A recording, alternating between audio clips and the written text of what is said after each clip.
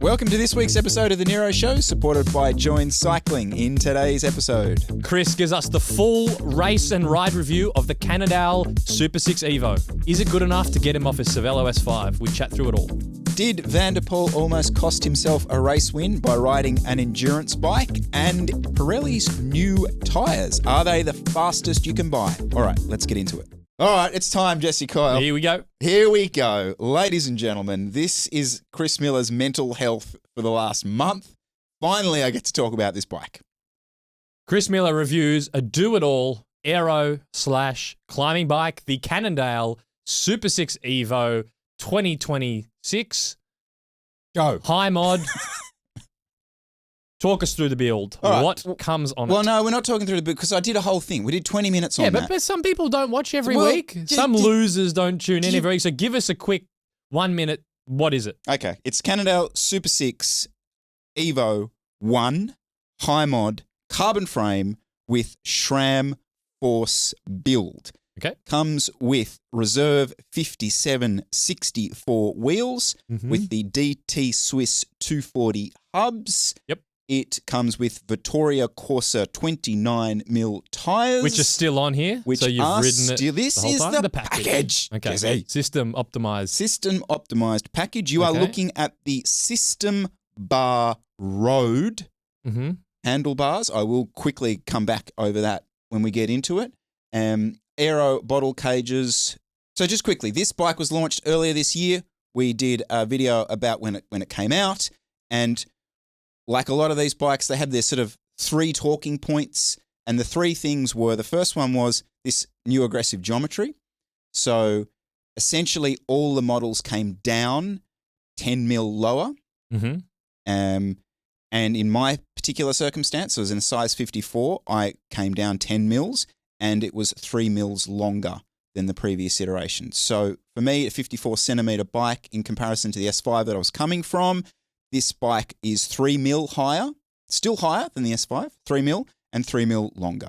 So as you see it, you've got a 10 mil headset cap underneath it and a 130/36 bar stem. Gotcha. So the bar stem, this is the System Bar Road. That was the other upgrade. They've changed from the MoMA bar stem, and there were two options. There was the aero option and the climbing option.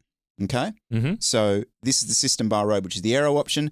The System Bar SL is the climbing option. I have seen it. Round tubing, very, very light, but yeah, quite niche, I would imagine. The third thing, the bike's lighter. All right? So it's 30 grams. So this Hi Mod frame set, not the Lab 71, so this is the middle rung, I suppose, is 783 gram frame, which is 30 grams lighter than the previous iteration. Full build weight of the bike you see here, with pedals, with computer mount, with concentric cycling Varia mount, 7.6 kilos. Okay, just quickly on that, why is that heavier than your S5? What is your S5? It is heavier, yeah. So my so S5 to talk me through that, because Well, I'm just asking because as a do-it-all bike, one of the reasons, and this review from my curiosity point is going to be a lot, how does this compare to your favorite bike, which is a Cervelo S5? So it's always, I'm going to keep referencing back to that. And for one of the things that would be a reason someone goes to a bike like this with the slimmer tube profiles is to get a lighter bike, which some people like that feeling of. This hasn't actually ended up lighter, which I'm kind of curious. What's the difference in spec that's caused that? Because you would think the frame should be lighter. Good question. The answer is something that we talk about all the time. To get a lightweight bike, it's all in the specs. It's all in the build. So that frame weight is about 150 grams, 100 grams lighter than the S5 weight. It's a little bit more convoluted with the S5 because of the way the handlebars and everything sits, but that's the S5 being a little bit heavier there. Then it comes down to the build. And so the full SRAM Force build is around 250 grams lighter than the SRAM Red Axis, which is on the S5.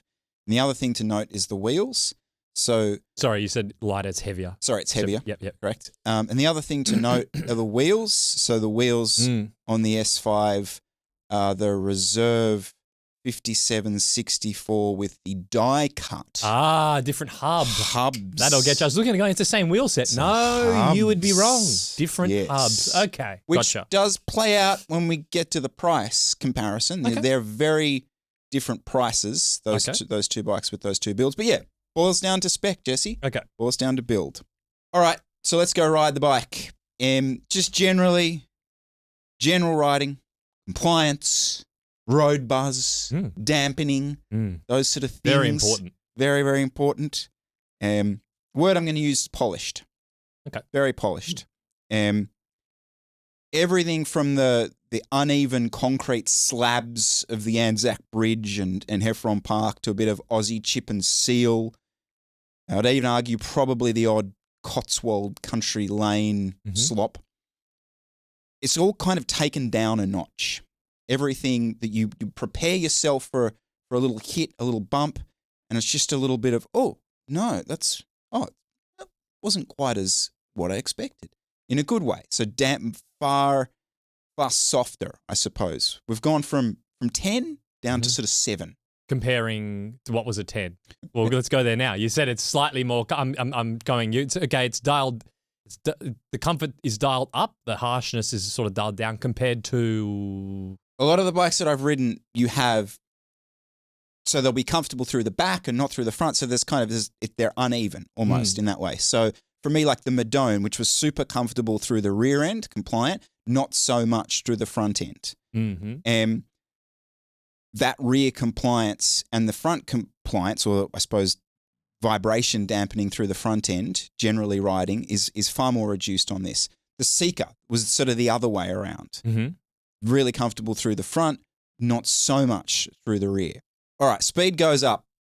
We're first couple of laps of a crit, something like this. And this is normally where I start to pick holes in these bikes, that they're starting to become disconnected in that sort of way. Not the case with this thing. The front and the rear feel connected, like the whole bike is working together. You're gonna hear me say this a lot, and that's really the overall impression of the bike.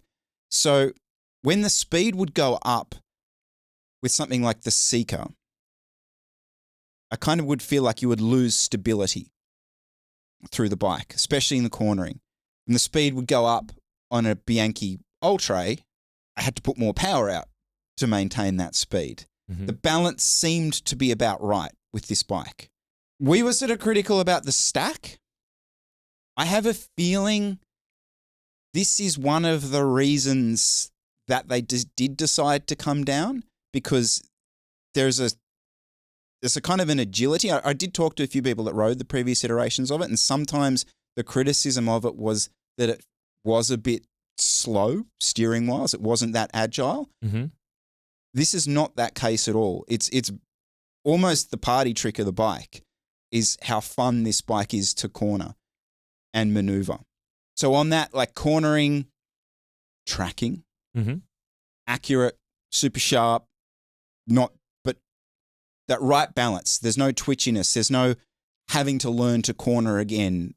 I was completely at one with the bike almost immediately, to the point that I actually found that it was almost an advantage for me. So things like, okay, I didn't do any alpine descents on the bike, but I was attacking in and out of the corners in our crits, thinking that was a chance for me to get away. I could actually use that to my advantage, which I suppose shows that I'm pretty confident cornering this bike, which was like when I got on the Quick Pro Large, for example, which ultimately turned out to be the wrong size, I'm dreading corners. So today's episode is supported by Join Cycling. What is Join Cycling, Jesse? Okay, for those that don't know, Join is the place to start with structured training. It's a cycling training app. You can train for an event or a fitness target if you simply just want to get stronger. Put in your commutes, put in your group rides if you have any, and it will give you structured training all based around that to get you fitness improving towards your target. Now, if you want to start ripping into some sessions, head to join.cc/NERO show. instead of just the usual 7 days, you will get 30 days of a free trial. You won't need to add any payment methods. And big thanks to Join for supporting today's episode. Speed holding. I just want to talk about, you mentioned the stack height there, what they changed it. Help me figure this out. Let me know if I've got something wrong. The medium Quick Pro has I don't know if you remember stack heights off the top of your head, but let's see if you can remember. Has a stack height of 538. That's a size 54 SuperSix, which has a 7 millimeter higher stack height. But you've only got one spacer there. Have you changed your position? Mm-hmm. How that? We'll get to that. Okay. Because I'm just confused why you had to have a chimney on the Quick Pro and that thing's almost slammed when there's only 7 mil stack difference in the frame. We'll get onto that? Okay. We'll get onto that. All right. Because, yep, okay. We'll get onto that now, actually. So speed holding. Yep. Obviously, my biggest concern coming into this was, this isn't going to be an aero bike. It's not going to be as fast. Yeah. So in setting this bike up, I set it up more aggressively. The theory being that, okay, this bike's going to be more comfortable. It's going to have Cannondale sauce in it, and therefore I'm going to be able to adopt more aerodynamic position theoretically for longer. So yeah, basically what I did is I'm running 130 mil stem with 36 bars, and I have come down, I think it's about 7 mil overall. That's funny. That's weird. Why are you assuming that lower is faster? Isn't the whole point about the tuck, the turtle, the pos? It is, but I've gone longer. Okay. And so as part of that, you can see I'll bring up the position. Okay. Ideally, it's still, you found this as well. When you start coming up too high, it's as though all the weight starts to sit here on the top of the forearms. And yeah, there is a bit of a balance to it. Absolutely. Okay. Numbers wise, you're gonna love these. So in the pos, so in that sort of position, I did do 2 of my 50 minute efforts. 42, 41.7, not ideal conditions. Sou'easter, which, look, that sort of number is fine. It's not TCR. In fact, it's a pretty average number even when I do it on the S5.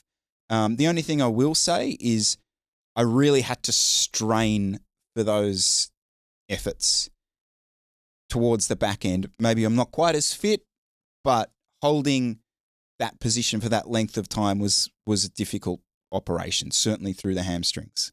Okay. But that's pretty fast, okay? And rolling that out to like performance crit wise. So I won a couple of crits on this. One particular one, so we did reverse Lansdowne, which basically had a 30-second hill and then force flat for a while and then almost 2.5 minutes or 2 minutes, 15 seconds of basically downhill pedaling. And I managed to get away over the top of the hill and hold gaps and essentially pull away from the peloton over a 20-minute period in that pedaling downhill section, which I was able to hold the position pretty well, maneuver in that, because there's still twists and corners and that kind of thing on that way down. So ultimately, did I find the speed a shortcoming of this bike? No, not when it came to actually focusing on being able to hold that position and get away. Yeah, the bike's fast. Okay. So cycling news, yeah, tested it. It's around the dogma. Okay. It's around crosswinds. As I've been saying for a while, crosswinds are irrelevant to me. Okay. I don't get anything. Nothing. No issues. Very stable. Very planted. Could argue that's me with those wheels. I have obviously a lot of familiarity with them, but no issues crosswinds wise. No twitch, no knock. Okay. Pure plantedness. Okay. Sounding good so far. Keep it coming. Negatives. Is it stiff? Is it stiff? Well, what about so stiff? Sprinting? Having a good go and trying to snap the cranks off. Yeah. So that's and look, take what I say with a grain of salt with this. And as much as I like to think my 1100 watts is really testing the waters here.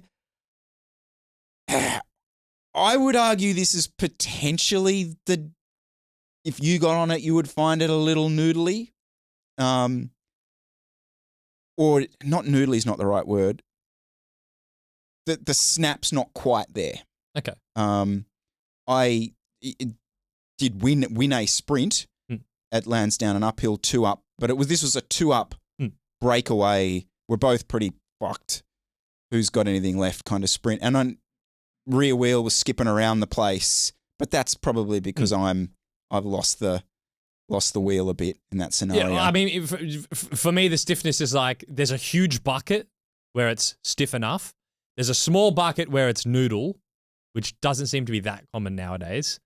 And then there's this relatively small bucket this is extremely direct.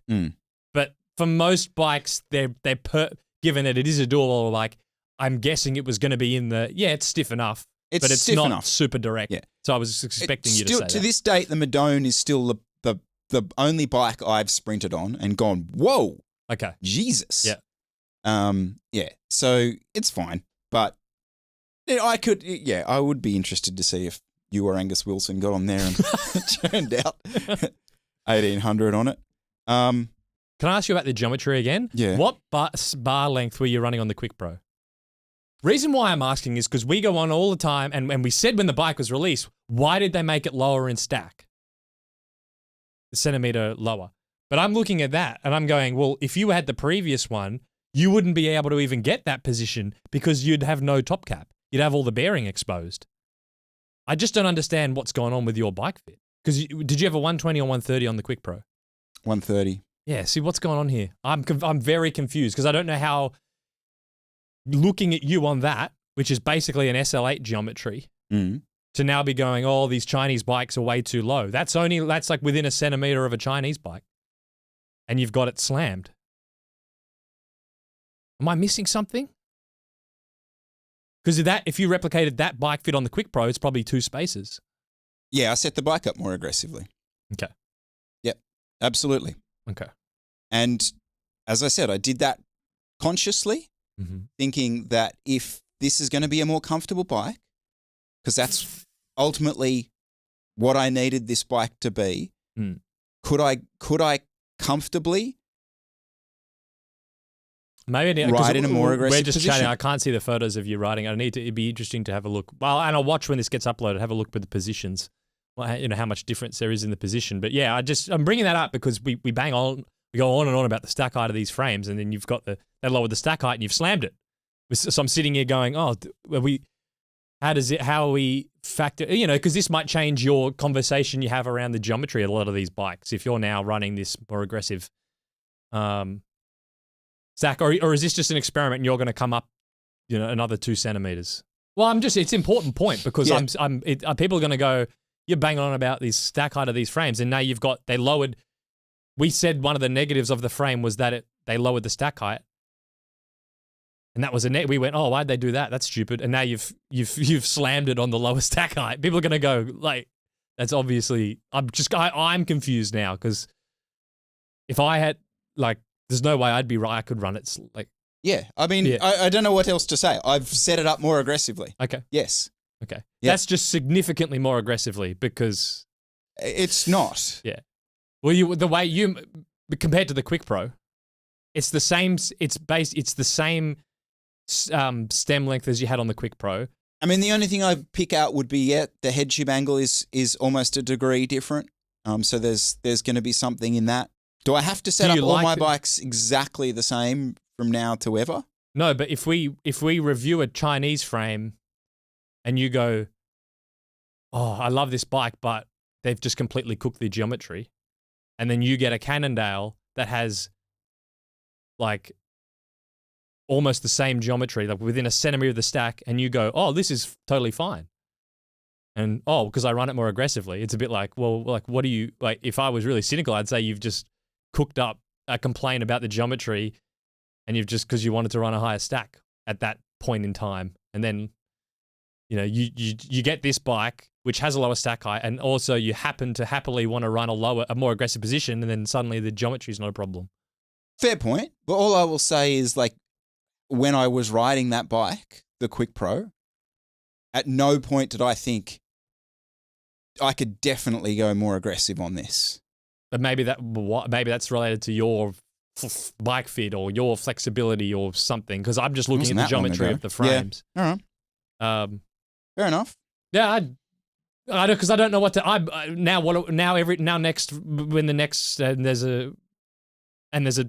Actually later in this episode we'll probably talk about another bike gets released. How do you assess what's a good stack and reach to have in your size now? Because based on how you've set this up, the Quick Pro in the size medium is probably fine for you because you probably just run 2 spaces. So the geometry issue is, for you, would have to be less of an issue unless there's something weird, some angle that's completely changing how many spaces you have to use.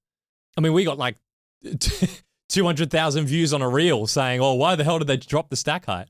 It's like a pretty big. We made a big deal of it. We did that, so of course we have to think about it.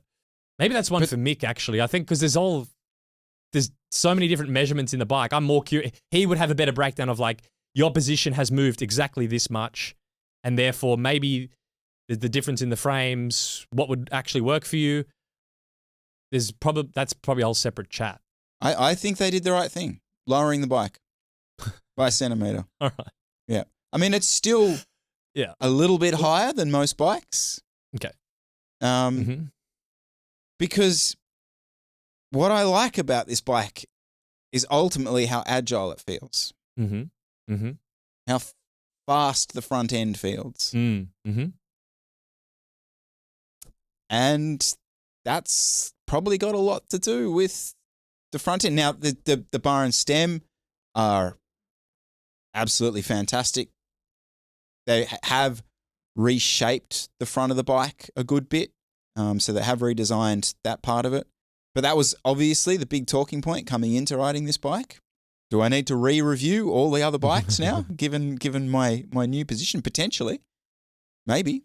We will get on to price, but just in terms of how they ride. So the question I love to ask, someone, touch wood, robs your house, steals everything, clears you out, but they leave one bike for you to race for the next year. Should they leave the Hi Mod or the S5? Can this get Chris off his S5? This is easily the hardest decision I've had so far. Okay. Definitely. So closer, it's gotten you closer than any of the other bikes you've reviewed. Oh, it's not even close. Wow. Yeah. Okay. Yeah, absolutely. Absolutely. Look, if they stole the S5 and I was left with this, I'd be sad, but I'd go, not to worry. Oh, wow. Okay, that's progress. I really do. I think you just okay. And it's fast enough. Look, the way I've described it is because ultimately, like, this just boils down to one thing for me. Because we know it's got sauce, we know it's comfortable, it's agile, it's all these things, definitely. But is it fast enough for Chris? Does Chris get his get it? Yeah. The only time I could potentially go, am I missing something? Is a little bit of sailing effect. Oh, okay. Because I have the little arrow marker on the head unit with where the wind's coming from all the time. I'm obsessed with it. I love it. And sometimes I'm riding along and it's like, oh, geez, I've got a nice little bit of momentum at the moment. And I'm like, oh, arrow's pointing like almost straight at me. It's just over to my side. And I didn't get that ever with this bike. But there are certain, I would never get to the top of a descent or a cornery section and go, I am so pumped to do this on the S5. I do get it on this. So it kind of makes up for it definitely in the 2Ks. Now, we talked about the build weight, so I'd be a little bummed that I've lost a SRAM Red group set when they flogged that. So, if you moved that over to here, we could have a genuine debate. But this is easily the closest I've come. What aspects of riding that are better than the S5? Agility, maneuvering, comfort, That's all. Okay. Aesthetics, which do you prefer the look of? I really like that they expose the weave in the top tube and the handlebars. And I do like a tan sidewall. It's a nice looking bike. It's a pretty nice. bike. It's nice to sit on. Yeah, is it? And look down and see all the carbon weave and all that kind of stuff. It really is a pretty bike. Okay. Traveling with this thing would still scare the living daylights out of me. We talked about it when we did the frame synopsis. Give that top tube a squeeze, Jesse. It's very, very thin. I could probably press through that. It's very thin. Yeah. That would frighten me a lot to travel with. Yeah. Little details like the computer mount is there you go. Computer mounts, I mean, that's fantastic. All those little details are well. It's I think the word that I used is just it is polished. It's polished. Yeah. Well, we've said it before, but that's now a what is it? Third generation of a frame that looks like that. You had the first one that had the cables that went in the front of the head tube. Then they had the previous one which looked quite similar to the first one, and then you've got now this one which looks similar to the last one, which looks similar to the one before, and they've just gone more refined, more polished. And you end up with that, which is thankfully still seems to be, according to Chris Miller, and so cycling news and stuff, a silhouette of frame which is still fast enough to hang, but you've got the refinement in all the other areas. So I actually forgot that I did briefly ride the first generation of this bike. Did you? Yeah, for 2 weeks. When they just went to disc brakes. Ooh. And it was horrible. Horrible. I can remember because we were still riding rim brakes at the time, and I can remember thinking, thank God we still ride rim brakes because that thing is a plank of wood. Mm-hmm. Like to say that's the same bike is not true. Yeah. Basically. Cool. So dollars. USD, that build that you see right there is $9,500. Okay. So that's your SRAM force build, that's your reserve wheels, your high mod frame. So it's going to be about 7.3-ish, 4-ish kg without your pedals on. You'll have to help me. Is that cheap or expensive? So that in terms of your SRAM force builds, it's about $1,000 cheaper than your SL8 builds, your S5 builds, that sort of thing. So it's slightly undercutting them. What I would say is that this to me is the most compelling argument from a package perspective. Like the SRAM Red build, 13.5, I think I'm right in saying. Mm-hmm. So yeah, you're gonna save 300 grams, maybe less, for essentially the same performance. Now we did discuss the shortcomings of the force group set from the chainring perspective. You will be forced to do a chainring swap out if you want to get something 50 or bigger, which is a bit of a stitch up. A derailleur. So you'd have to go a red derailleur. Apparently correct. you can drill the mount and just manually move it up if you... You got sent that one as well, Someone did you? sent it to me, yeah. Yes, true. And another thing, so I've had it confirmed both in Australia and the US that official Cannondale retailers do the handlebar swap outs. Oh, good. So you are on board for a config if you want to screw with your bike fit like Chris Miller did and put a different bar and stem on there. This is overwhelmingly positive. This is I got nothing. This is incredible. I have nothing. very, very little bad thing. I mean, the most positive thing is that I would happily keep the bike. Yeah. Like that's, I can't say. Look, and I've had this bike for the best part of a month. Mm-hmm. And what normally happens, right, when we get a bike? Yeah. I ride it for a couple of days, maybe a week, and then I go, let's do a review. I don't want to have to ride this anymore. And the bikes are fine. I just have a bike that I like, and I continue to ride that because my time is my time, and I want to spend on a bike that I like, and I'm used to, and I'm training, etc. I've ridden this thing for a month. Yeah, I've raced it 5 times, done all my group rides on it, my training rides, random Wednesday training ride. I'm on that. Yeah, so that I can't really say anything more about it than that. So who's it for? I mean, it's a Grand Fondo machine. This thing, you know, if it's fast enough, it's comfortable enough, you could just put buckets of training miles into this, and be super happy with it. The Fondo thing, again, just comes back to this thing of traveling with your bike. That would be the only thing that concerns me.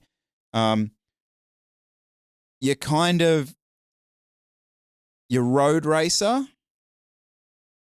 Yeah, it's still, especially the kind of road racing you do where you're out on regional roads.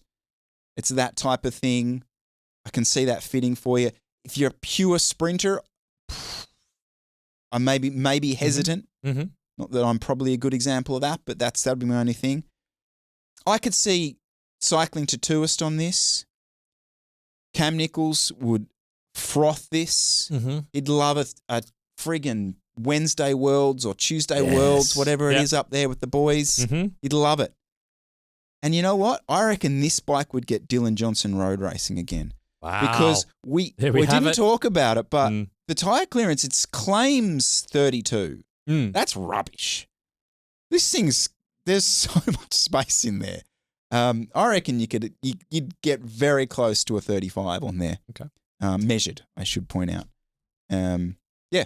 So can I take this higher level then? Can I step this up? Has this reconsidered the do-it-all category for you? Has this, you gone, okay, I see what they're doing there. This is certainly the first. And this. So I rode the Seeker Spear, and remember when Cycling News did their tests with the Seeker Spear, and it's like number 3 or something. And Mike came on here and said that's bullshit. Like there is no way in hell that bike was as fast as the other aero bikes that I've ridden. I can't say that this time around. I mean, this is tested slower, so whatever. Yeah. But yeah, I genuinely do think this is going to challenge me, and I know a big challenge is coming in a few months, obviously with the SL9, and I think that's sort of another point is like, okay, we talked about this bike being 7.6 kilos with pedals and a force build, right? Mm-hmm. What do you reckon? SL9 force build. It's going to be fast. What do you think it's going to weigh? I would argue it's probably going to be sub 7, right? Well, it's going to have wheels that'll take 200 grams out of those, even if they're this similar depth straight away. And that's going to be the biggest problem for this bike. Is the do-it-all category, I feel like is going to have a nuclear bomb put under it in a few months. And then where does this land? That's Chris can get all frothy about this in March, April. But when something's 600, 700 grams lighter is probably going to test as fast, going to be as snappy and agile.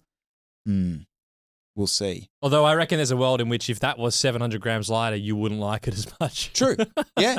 At this stage, I do think that. Yeah, genuinely. And the weird thing is, because I did flip-flop between the S5 and this a good bit, so the S5, I went and measured it, weighed it again. It's just over 7.3 kilos with, but it's running Explore, but that's actually not that much lighter. But anyway, my point being, it's 300 grams lighter than that bike. With pedals? With pedals. Oh, okay. But that bike feels lighter. The Cannondale feels lighter. lighter. Feels lighter. Yeah, okay. Interesting. Yeah. Now, it's S5's still got all its sailing and all the rest of it, but just purely throw the leg over, well, that's a lighter bike. Interesting. Yeah. Okay. So you're right. I cannot judge weight at all. I've got no idea what I'm doing. Oh. Well, congratulations, Cannondale. I think you've got some questions for Chris Miller here. Yeah. It's a bit of existential. I mean, I'm still pissed off at them because the System 6 is clearly dead at this point. They'd argue why. But then they'd argue why. We almost sold Chris Miller the do-it-all over an S5. What do we need the System 6? That's probably what a lot of brands seem to be doing. And the Specialized people in the comments are already going to be nauseating. I know. They've already written the comment. The comments are already under it. We're 30 minutes in. They've already written, told you bloody years ago. SL8 do-it-alls. It's all you need. Best bloody bike. Reactive, balance, blah, blah, blah. If you just look at the categories, there's a lot of people that probably go, S5, bit too much for me. R5, I don't want a climbing bike. And you'd probably say 70% of people would just do the Cannondale versus going more niche option with the Cervelo, if we don't count the Soloist as a real road race top spec option. Because most people think Cervelo, they think R5, S5. Yes. That's what the World Tour riders use. Yeah. So I think my Cannondale probably in 2026 win that war. Like, I got this bike to be fast, and I know it's annoyed you, and that's fair enough that I did change my setup to do that. I admit that that's cheating.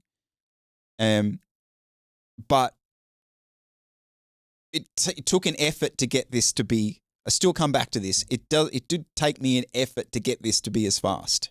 Well, I think the thing is those wheels. Yes. So Cannondale have done a good job in actually, in the aero build, speccing really fast wheels. Mm-hmm. But they've probably closed a big chunk of the gap just in speccing the correct wheels. Speccing the correct wheels, putting a really good bar and stem on there. Like, you just ticked a lot of boxes doing that. Mm-hmm. Well, that was, SL7 to SL8 and old Giant Propel to new Giant Propel.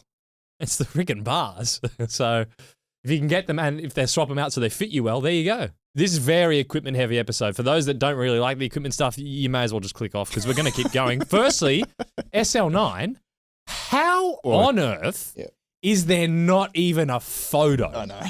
This is not a grain, not a piece, not a little potato, spy photo, nothing.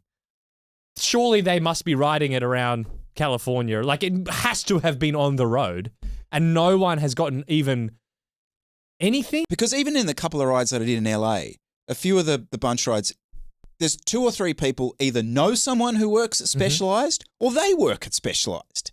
And so I can't fathom that the chat hasn't gone to, did you see Steve-O's got the red one. Yeah. I just nothing blows my mind. But you would think if they were out riding with it, someone would have at some point seen someone riding past and taken a photo. Yeah. At least. It's the most popular brand in the world, most popular bike frame on the planet. I'm starting to think, do they have some kind of test track or like loop, like some closed road out the back of the HQ that they tested on? It's like Apple Loop. Loop. Because you'd think if it's out in the open road, someone would have taken a photo of it. And also, haven't their pros been riding it?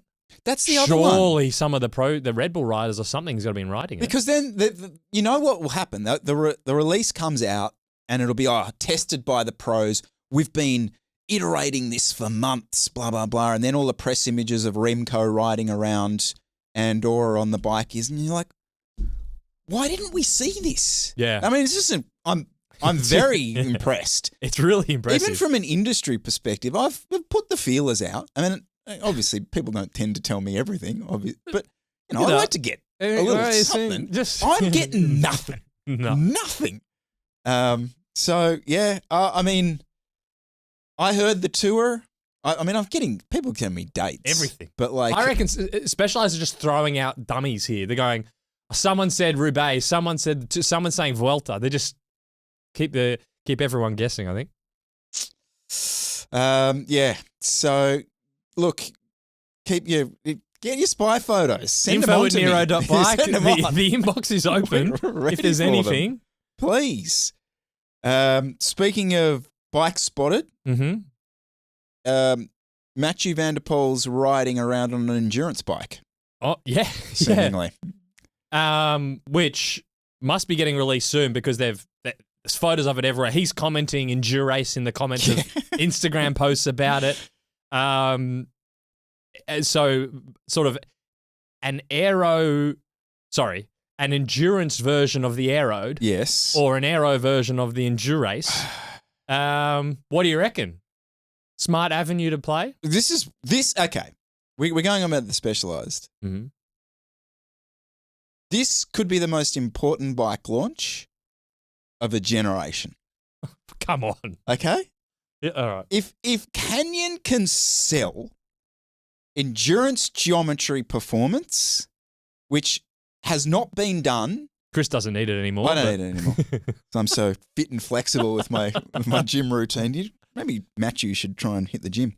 His setup is absolute slop, just quietly. I mean, he's riding around like this. Yeah. What was I saying? No, seriously, if they can actually manage to sell fast endurance, like that is legitimately brilliant. Mm-hmm. Because anytime we try and do this, it always feels like talking down to people, right? Because no one wants that, because ultimately they see Matthew on a different bike. They see Remco on a different bike. But if they can actually change the conversation over this, now I don't know what they've done here by any stretch of the imagination, but let's say it is a slightly more relaxed geometry that can win a semi-classic.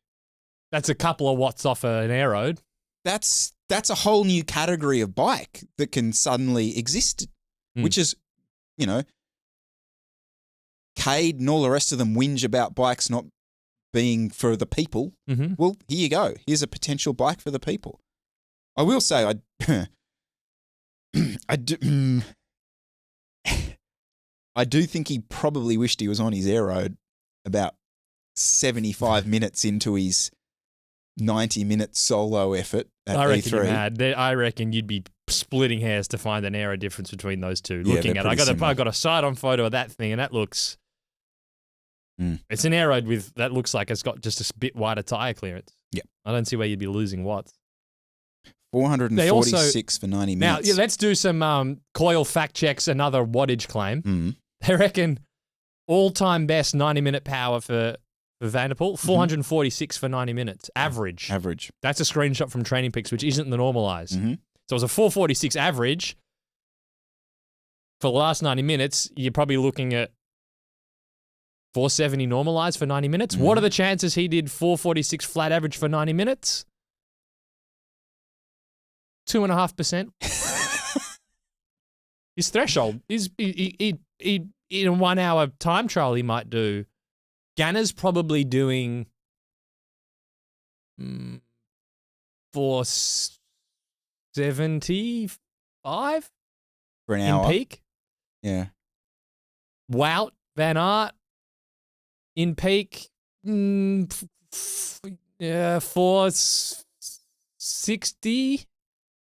Vanderpool doesn't have that kind of engine exactly. 450 in absolute peak shape, I think. He's just got the glycolytic ability as well in the sprint. So did he do 446 for 90 minutes? No way. And I know also because he's on a Shimano power meter. So we don't need if you think he did 446 for 90 minutes, I say highly unlikely. Could he do 446 normalized for 90 minutes? Absolutely. But that's a flat average. I don't believe it. But I will, and here's my but. I'm running off what was sane over like the last 5 years of looking at data, or 10 years even. The last couple of years, all bets are off. So you don't, and they're breaking this. At the average speeds of these races keep getting broken. They renamed Omloop. Not Omloop. One of the races was renamed. I saw Flanders Fields. Yeah, in Flanders Fields. Yeah. New average speed record. Like they're absolutely flying around. So. While I, on one hand, don't believe those numbers, at the same time, they are continually just going another level. So, you know, someone doing 446 for 90 minutes, and I'm probably, Amber Hampson's probably not far off that, yeah. It's wild. Like, it wasn't that long ago that you would look at a pro's power, training, peak stuff, maybe their efforts at the tour. And yeah, obviously it was stratospheric. Like I'm talking sort of even Froome sort of days, and it always was mind blowing. And then you would factor in like Richie Port, you would then factor in his watts per kilo, and you'd go, "Whoa, that's amazing! That's incredible." Mm-hmm. Now, just the raw numbers, just in general, just don't make any sense to me. I don't even start to try and compute that into reality. It's kind of, it's gone to another place. Like even Jay's corkscrew thing. Like those numbers they don't make sense to me now. It's just gone. It's a different sport. Yeah, I actually think like on the flat road too. I think Van der Poel wouldn't be that much higher than Tadej in a 1 hour TT average power. Probably he'd be a little bit more because he's slightly bigger, but he wouldn't be doing 30 watts more for an hour than Tadej, I don't think. And I think Tadej is probably in that sort of scenario for an hour is probably more around like 440-ish. Van der Poel maybe 450-ish, around there for an hour. Yeah, at least that's what I thought used to be the case anyway. Tyres? You'll have to give us the rundown on this one, Chris. I did see the new Pirellis got released. What are they claiming? 2 watts. Well, no, hang on. So this is it's a little bit of a 1-1-1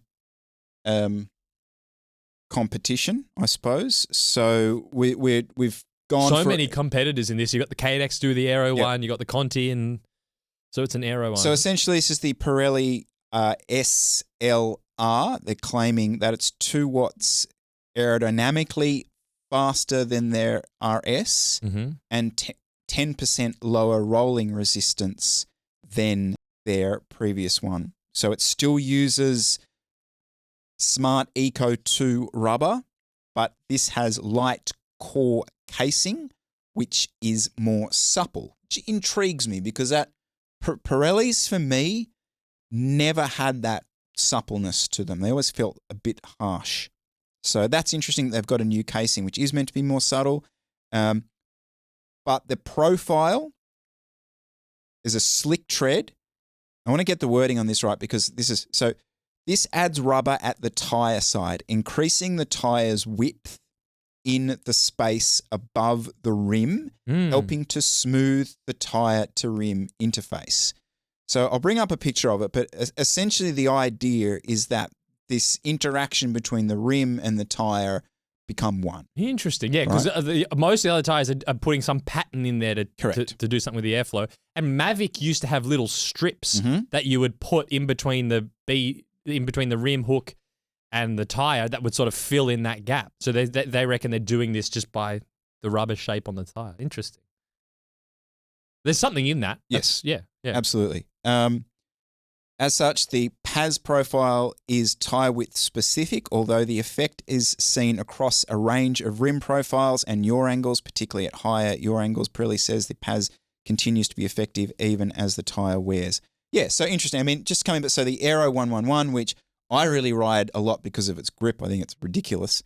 But when it comes to its performance, it gets better the wider the higher the yaw angles. And in fact, it seems to give a little bit of crosswind stability as well. And this thing's saying that it's going to perform across all yaw angles equally. So interesting.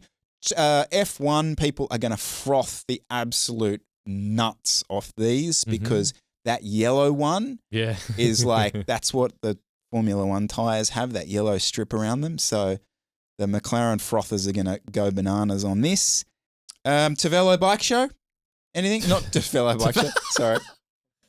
Taipei Bike Show? You got anything? Nothing real. I mean, I watched some of Joe's stuff. Nothing to note. What have you seen? Anything?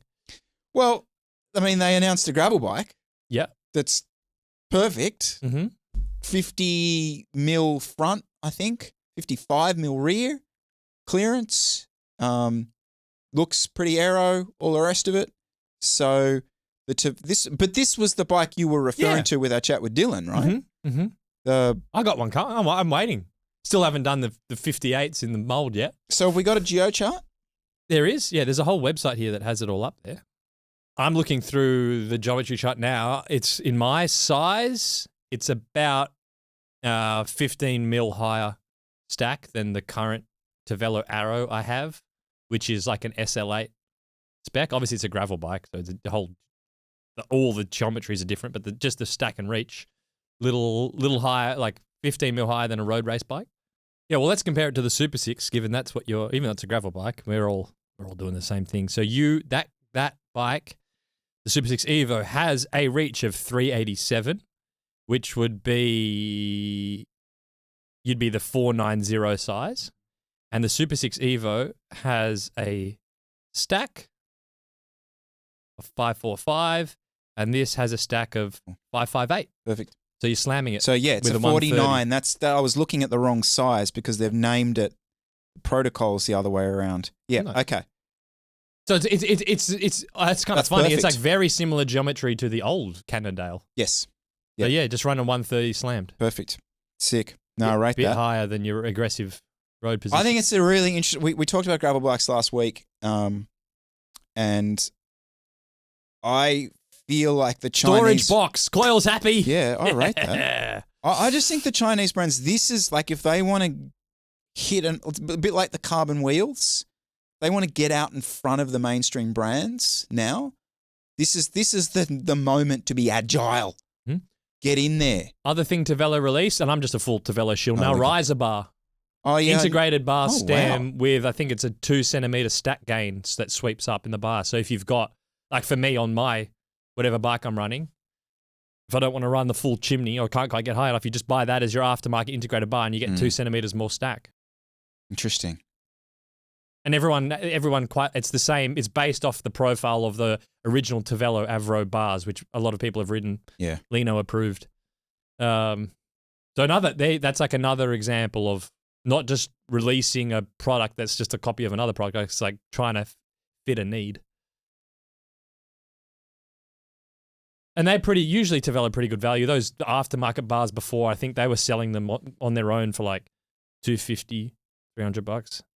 You know, like Trek launched their, I think it's the Checkmate or whatever it is, only last year. The Checkmate. The Checkpoint. It's called the Checkpoint. One of them's a Checkmate. Is it? Swear there's one called a Checkmate. Oh, it is? Yeah. Oh, it's their gravel race bike. Thank you. I thought you were trolling. No. The Checkmate. They've got a Checkmate and a Checkpoint and a Check Me Out and all kinds of things. Okay. Yeah. There it is. So they launched that one pretty recently. Cervelo launched one pretty recently. Giant launched one. But they're all like 45, 50 mil. And because they've been designing it for the last 3 years. Because they've been designing it for the last 3 years. Exactly. So that's sort of my point is like this is a really good opportunity for them to jump into this and get out ahead of it. Soak up a few purchases. All right, dog off ass bike. Yeah, let's go. Bike one. Now I get straight. Well, we're a 21-year-old bike mechanic. That means his bike's going to be in a terrible state. All bike mechanics, they just don't look after their bikes. 2026 Propel SL, size large, Miche Cleos 62 wheel set, ceramic speed bearings, 29 aero front, 28 GP TT rear. Ooh. Ultegra group set mostly. He's got his Miche 5440s, Miche ceramic speed bottom bracket, YBT titanium chain, 6-wheel steel cassette, 6-wheel titanium axles. Titanium axles. Interesting. Okay. Giant carbon stem 130, bike dock handlebars, giant Tri-SL saddle, Favero Asioma dual-sided pedals, Cadex race bar tape, concentric radar mount, tie bolts throughout the frame. Nice. Thursdays are a good day. As pictured, it weighs 7.86 kilos. Other way around. 7.6. I get that wrong every week. They look 6 and 8 do look very dyslexia similar. at its finest. 7.6 kilos. Nice. Yeah, so he's brought it down from 8 kilos. Yeah, a moment of weakness and did a full titanium order. Right. Well, so is this the new one? No. No. Okay. Front wheel has a 21 internal width and the rear wheel has a 23 internal width. Usually brands tend to do the opposite. You go wider on the front. That's interesting. Wider on the rear so your tire measures wider. Narrow on the front. So not sure. Okay. Shop must sell them. I don't know why you'd be picking them out of all the wheel options. Propel. Nod to the pos. What is it? Aftermarket chain rings. See, yeah, I probably would be. Geez, you'd have some. You've got beautiful Shimano Ultegra. You could have had beautiful stock Ultegra chainrings. You put those on, you go, oh.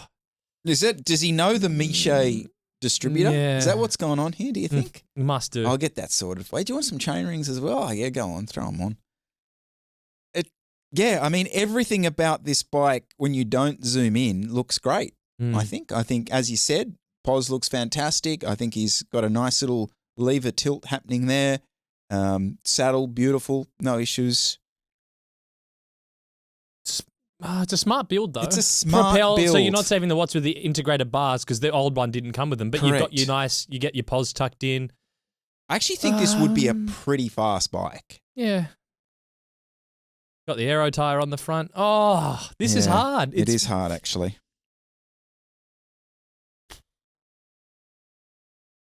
Ultimately, it comes down to if you had not chosen to, like, if you're going to redo the wheel purchase again, would you get those? That's the issue. If you were going to do your little aftermarket upgrades, would you change? Would you actually go off the stock Ultegra chainrings? Probably not. There's a bit too many probably nots, and I'm leaning towards, for that reason, dog of a bike. Oh, dear. Sorry. Oh, my gosh. Talk about an essay. Okay, I need to find the actual spec in here. Bike 2 is a 2023 Orbea Orca Aero size XL. Group set is Shimano Ultegra 8100 Di2 12-speed. The cockpit, Vision Metron 5D Evo L 120. Wheels, Fast Sports Evo S 50 mils with ceramic speed bearings, carbon spokes, and a 25 mil see, put that wheel set on the Propel, we're in business. Yeah. Okay. Internal 31.5, external. He is running TPU tubes. He's running a Cybre Carbon 172.5 crank with Cybre Metrobon 5438s. Oh, he's got the Galfa Galfas are on there. He has a Sella Italia SLR boost. All right. 7.4 kilos with some titanium hardware. Wow. He's a mechanical engineer from Serbia. He's 36 years old, and he spent literally 3 years writing this email. Sorry, the reason this took me so long to read is because there's so many parts of it. There's some big numbers here. 20-minute effort during a race, 418 watts normalized. Hour power measured is 390 on a longer climb. Okay.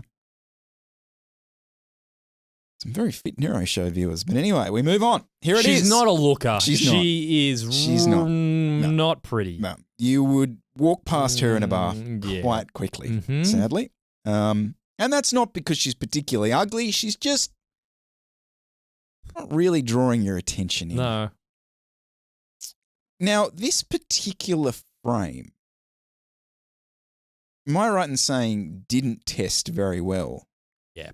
One of the unfortunate. One of the unfortunates. But I feel like there were some mitigating circumstances with that. Wasn't there, like, I don't know, the bars were wider or something? No, I think they bungled the design, to be honest. Yeah. They like bowed the fork inwards for some reason when everyone else goes outwards. There was a few funky things happening. Do you reckon there's any sauce here? Ooh. What's the road quality in Serbia like? That's a good question. That's going to play a bit of a role. My guess is it's not too bad, actually, because if it wasn't good, you wouldn't be desperately pulling this out of the garage to jump on it every day. I wouldn't have thought.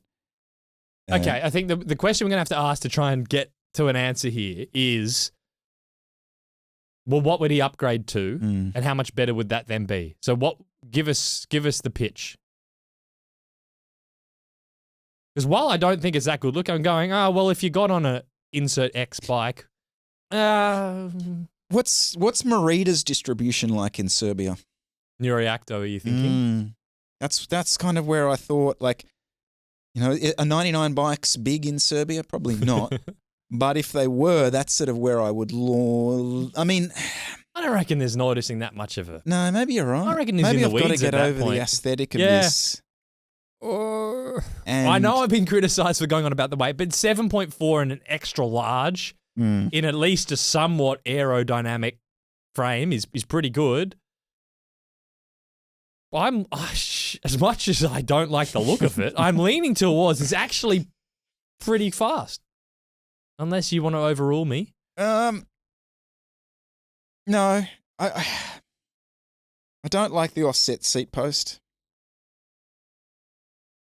He's about 6 foot. Yeah, he's a big 7. boy. Sorry, I'll take that back.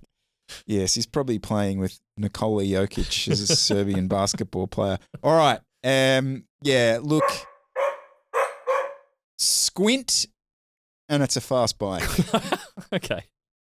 Bike 3. Oh, good. Okay. Polygon A8X. Shimano Ultegra group set with Dura-Ace cassette. Light bicycle WR45 wheels. They are 1,350. So they're the, 45 mil deep. 25 internals. 28 Continentals measuring 31.2. Cervelo integrated. Is that Cervelo? Yeah. AVRO integrated 40, That's the one I was 130s, just talking professionally about. fit. No issues on his 4-hour ride. Stone 5440 chain rings. Perfect shifting, no issues. Okay. Wheels manufacturing bottom bracket, don't care. Wolf tooth, Wolf axles, Shimano Power Pro mirror saddle, Favera Asioma Duo power meter pedals, Shimano Dura-Ace chain waxed, elite bottle cages, 5,000 USD. So this is the Previous gen. This is the previous gen. Polygon. Cat 3, B grade racer. Another 271 watt 1 hour. Okay. All right. Yeah. Okay. That's good. I see what you've done here. Okay. Interesting starting point going with the Polygon frame. Because you've done a pretty good job building this out, I reckon. Integrated bars. Steel spoke light bicycle wheels. 1,350 grams, 25 internal, 32 external. Bigger chain rings. Asioma power meter. Almost a build that it almost deserves a spec bump frame. That's the only. I mean, ultimately, this build on a high mod frame. Yeah, this comes down to is the frame enough here? Because every other detail, fantastic. Yeah. Neither of us have ridden this this version of the frame, so this is going to be a pure shot in the dark. Vibing net the layout. cost 5,000 USD, 7.8 with pedals. So it's only 200 grams heavier than that bike as you see it. It was fast and agile and all the rest of it. Frame's a bit heavy. You've got your strip weight from the wheels. Frame's not that comfortable. You've gone tubeless GP5000s. Frame has bike fit issues. You've dialed your fit and got your aftermarket bars. You've ticked the boxes. Yeah. I have to say you've done fantastic. it. That's a fast bike. Yeah, that's great. Well done. Well played. Bike 4. Scott Foil Ultimate in a triple XL. Shimano Dura-Ace 12-speed with the sprint shifters. Caden CDA 65s with steel spokes. Reserve Fillmore valves. Tyres Pirelli P0 Race TLR RSs. They measure 33 and 34 respectively. Braking, of course he's running Galfers with absolute black titanium lock rings and pads. Okay. Cockpit Syncross Creston ICSL Aero 100/400. BBB flex ribbon tape. Small gains, he's got titanium tie parts direct mount derailleur hanger. Ceramic bottom bracket. Vivero Pro RS dual-sided power meter pedals. They're the new ones, I think. Finishing kit, he's got his adaptive saddle. Drive chain, gold waxed with Silka wax and endurance chip. Sorry. Interesting. So the build comes in at 7.7 kilos. Custom paint added 200 grams, but he believes it's worth it. He's the same height as the guy on the Orbea, to the centimetre. To the centimetre. Interesting. God, he's almost 2 meters tall. Did a 340 watt effort on Zwift for an hour. Fair play. We gave the Orbea squinting it's a fast bike. Mm. How does the Scott Oil Ultimate stack up? That's the Ultimate is the full HMX, the top layup. Isn't it? I thought that was the RC. Scott Foil RC Ultimate. Yeah, that's the top spec. Oh, that is the top spec. Yeah. So he's got the Ducks nuts. That's it. Why is it so heavy? Oh, because it's massive. Yeah. Okay. Yeah. I mean, and he's got custom painted. 200 grams heavier. 200 grams heavier. I mean, okay, so that's custom painted. Why? Oh, because there's the little sort of thing around the fork. That's very subtle for custom painted. Yeah, I don't mind that. Don't mind that at all. All right. I mean, it's a fast bike. Yeah. Like, it is a fast bike. You would suggest this would have a bit more sauce than the Orbea. Maybe a bit faster. Probably. Tyre clearance at the rear, I would imagine, is going to be a bit of an issue because he's saying they're blowing out to 34, I think. 34.4. And that'd be close to that front derailleur. Not known for its tyre clearance. Very close to the front derailleur, but it looks like it's fitting. Yeah, it's a fast bike. Yeah. I mean, I don't have much more to... I mean... Yeah. It's definitely a fast bike. Yep. Fair play. All right, last one, Jesse. Bike 6 is I think it's actually bike 5 because we didn't... Oh, yeah, okay. All right, last one. Here we go. Cannondale SuperSix EVO 2025. Oh, no. Oh, dear. Probably bought it 2 months ago as well. Size 58. Group set Shimano Ultegra Di212 speed. It's got an Allele X310, 165mm carbon crank with Shimano Spider cover, 5236 Shimano chainrings. Bottom bracket is a Tie Peak ceramic bottom bracket. Ultegra Silka wax chain. Pedals are Favero Asioma Duos.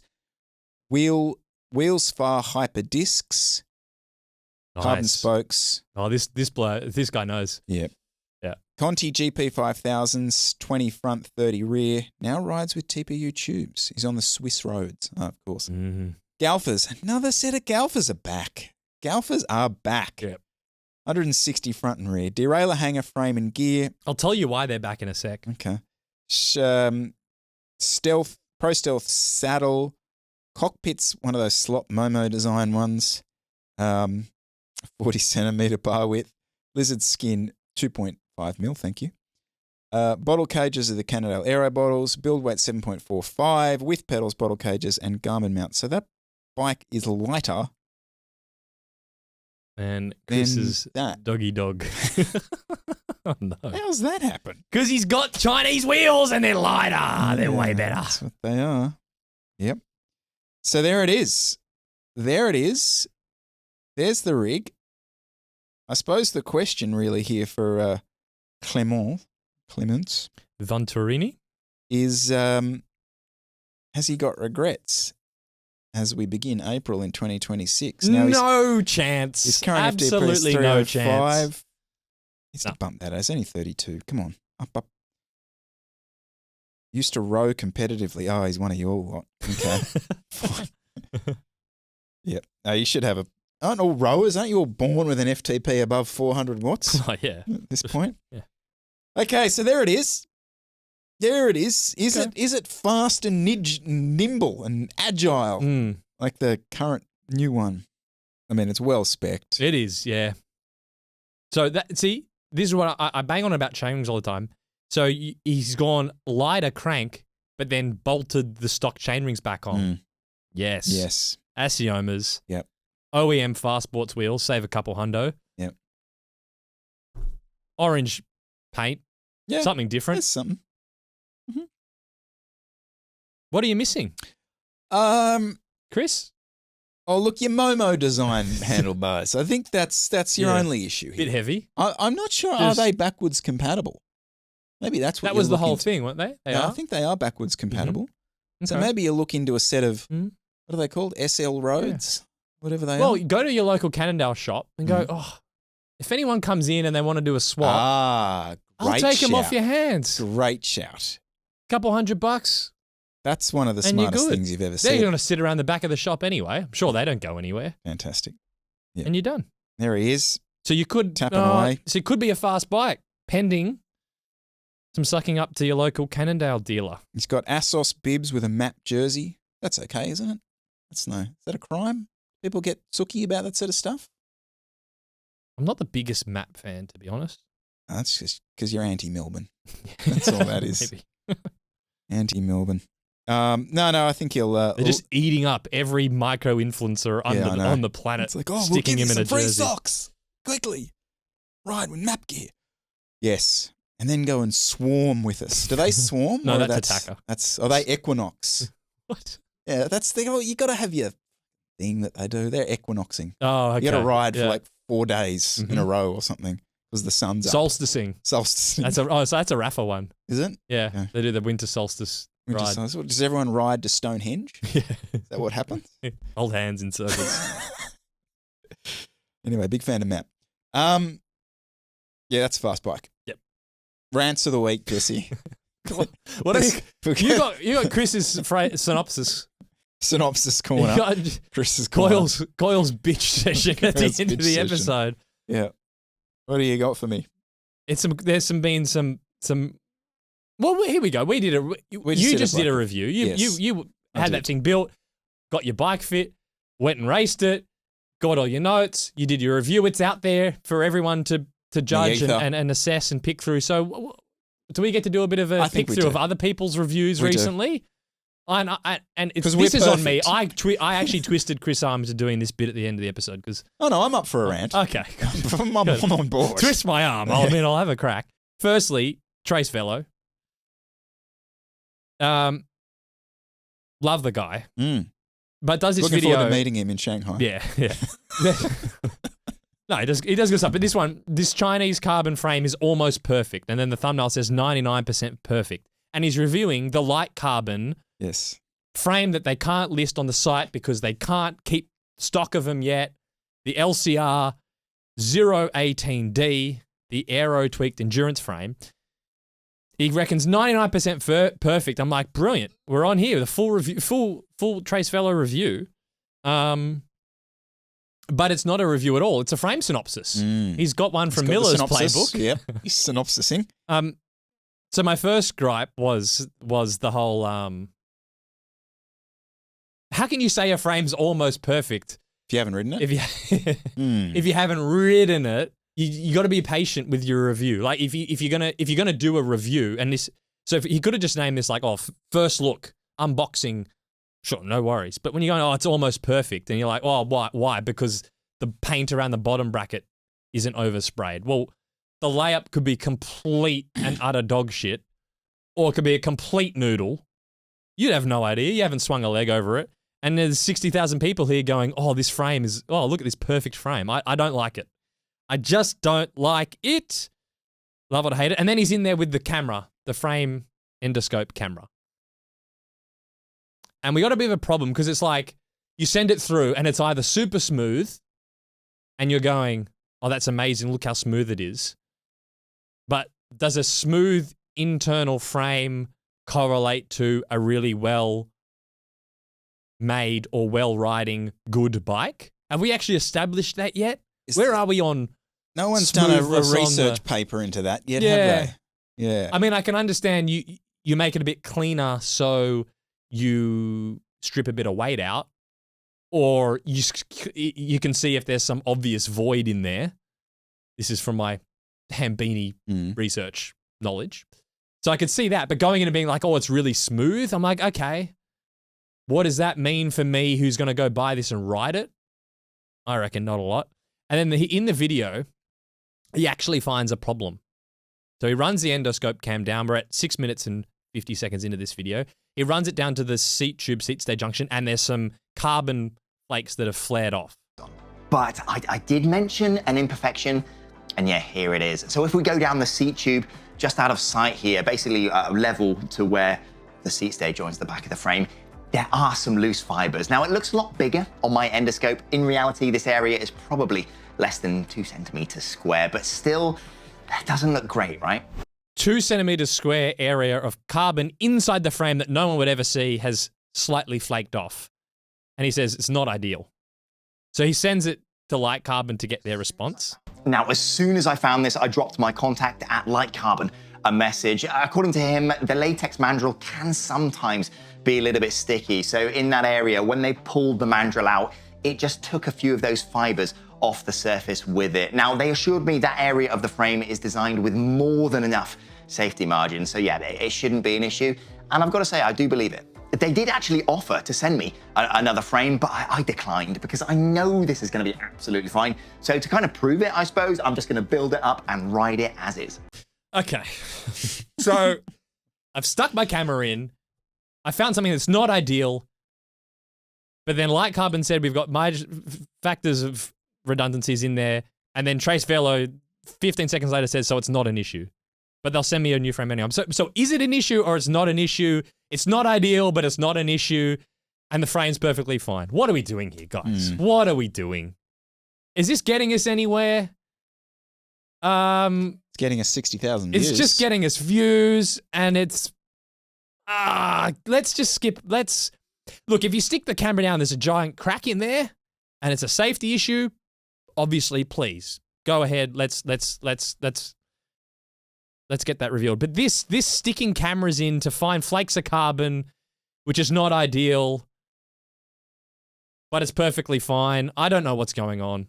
It's just irritating me because we're just, at this stage, we're just saying stuff just because it's makes a video, but it's not really moving anything forward. What would have been, I mean, I got no problem with the way he was sticking a camera down, it all good, whatever. But what's the protocol you would have liked to see? Instead of this carbon frame is almost perfect and then that sort of thumbnail, would you like to have seen Light Carbon first look frame unboxing? Something frame like unboxing, that. and then say, oh, I found this flake in the carbon, but I went to Light Carbon, and then they said, oh, that's a normal thing that happens when the mold comes out and it's not going to affect the frame at all. Cool. Which is kind of what it is, because he just said, oh, it's totally fine, no problem. So why did you, and then people in the comments all salivating over it going, oh, this is bringing, this top comment, bro is changing the QC of the whole Chinese carbon frame industry with his bare hands. Give me a break. He said it's not even a problem. So this is anyway, that's my Trace Velo bit. Love him. But it just annoys me, this stuff. It's like, we're not doing anything here, guys. Am I a little rant? Not YouTube side? No. I got another one, but you go. Okay. So I got palate cleanser before I double down. I got sent this recycling club thing about hand signals on bikes for group rides. And it sort of came along the sense of like, let's get a little bit more order, everyone, back together with our group rides. And this got sent on to me. So we've got hazard pointing, we've got the finger pointing, then we've got a hand behind the back, which is pointing to a person up or an issue up. Then you've got this hand coming up it's for fun stopping. to say it. Oh. Then we've got this arm coming off for slowing. Oh, God. Then we've got another. It goes on. There's more friggin' images. It's a whole carousel here. Whole carousel here that I couldn't put up in one thing. Single file was this sort of thing. Okay. Can I just get this off my chest? Stop it. Okay. Stop with all this hand shit. Okay, for a couple of reasons. When you are in a group, it is not just the responsibility of the person at the front to be paying attention. I don't want everyone else behind asleep, falling asleep, chatting away, talking about their meat pies. I want you actually concentrate because it's everyone's responsibility to stay safe in this. So if you can see a car slowing in front of you and you're eighth wheel, you don't need someone up there taking their hands off the bars to tell you. You know that because you're already engaged with what's going on. Same thing with potholes and that kind of stuff. Okay, yes, potentially it's a little bit more difficult to see around, but I want you doing that. I don't want you relying on these people to be informing you. Now, if you're in an absolute smash-off pace line and you're rolling turns, and then, yeah, I got no issue with a quick car up, whole left, because everyone's chewing stem, all good. But when you're just sliding along, which is, let's be honest, this is what this is directed to, it's not the responsibility of the person up forward. And also, often the people who are taking their hands off the bars in these particular circumstances really shouldn't be. No. Shouldn't be taking their hands off the bars because, well, it is often their upper body moves at the same time and they will move. Hazard, there it goes. And the right hand turns over. My hand's turning at the off. same time. Yep. And also you're taking your hand off the bar and it's 2 hands for beginners, guys. It's 2 hands for beginners. So, and I just think generally the concept of whose responsibility it is in a group ride needs to shift to everyone, not just the one person. So that's all. But also the threshold of what requires a call is too low because then if you've been on one of these rides and it's like every stick, stone and pebble gets a call and then suddenly there's a gigantic pothole and half the bunch rolls through it because they're not actually... when someone calls a hazard, it's like, it's a hazard. Guys, like this could take you down. Not, there's a little stick on the road. And then everyone looks down and then suddenly there's a gigantic pothole and no one moves. Gravel! So, yeah. Was it like a pebble? That's also and the tone of the way this stuff, because it's constant, right? It's just constant, like that threat of dread and panic is like full cortisol. It's fully just intoxicating and everyone's like fully panicked. If you dial it down. Everyone pause trying to someone's trying to have a nice sleep in at 5:30 a.m. in the front bedroom and there's a bag of pelicans riding past shouting at each other. The Tour de Cure once, I won't go on about them with their friggin' race radios. No. Just it's everyone's responsibility, not just the ride leaders. But also the calls that hazard, I think. I've never seen half of these. No, but let's go through them. So hazard and you point makes sense because if you want to know is the hazard on the left, right, or middle of the bunch, so that makes sense. Ride or walk a car up. Why would you take your hand off the bar and put it behind your back? The only person that's going to see that is the person in front of you. The guy 3 wheels back can't see that. I'm going to see if I can find that video that Mark sent me of that crash in Perth. Yeah, and he's off. Like that is the epitome of what's dumb about this. And then stopping, he's got his arm up, but stopping, you just do a stopping call. Yeah. If you need to, if it's like a last minute stop, you would do that. If it's just a red light. I would never do that. If this is stop and you need to stop. Yeah, but sometimes you don't know if it's rolling or stopping. If it's just changed at the light's changed at the last minute, you either go rolling or stopping.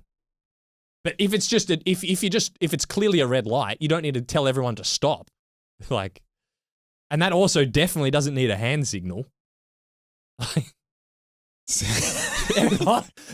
Like 20 guys.